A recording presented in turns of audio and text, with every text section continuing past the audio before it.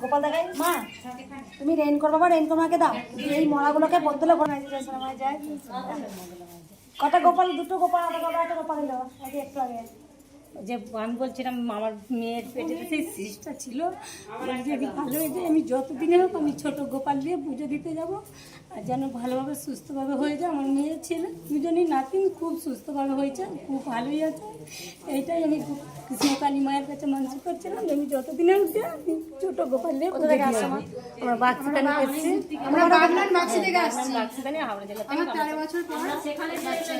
13 বছর পর বাচ্চা এসছে, মানত করে 1 মাস মানত করেছিলাম, তারপরে গোপাল হয়েছে না এবার বলে নি মা, মেয়ে পাওয়া যাচ্ছে না, ভালো হয়েছে রে মেয়ে নেয় ছিলাম, তাই মায়ের কাছে হয়েছে ভালোই রাখে, যেন সুস্থই থাকে, এইটুকুনটাই মায়ের কাছে।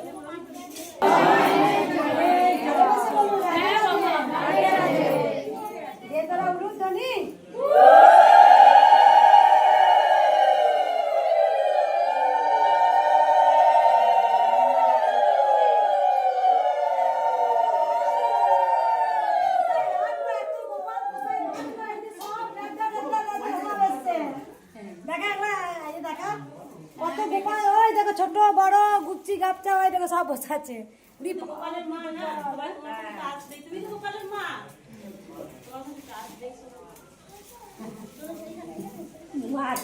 মা দুটো কথা বলতে যাই, কথা বলবে।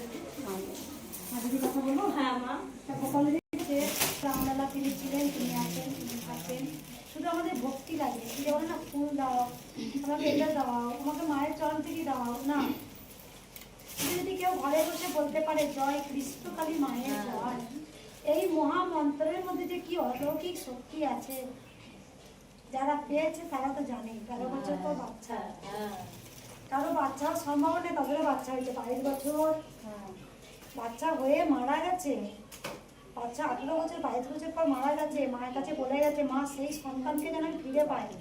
ঠিক যাওয়ার পর সন্তানকে কিন্তু ফিরে পেয়েছে। এত মানুষ আসে, তারা বলে মাগো পেয়েছে, জয় কৃষ্ণকালী মায়ের জয়।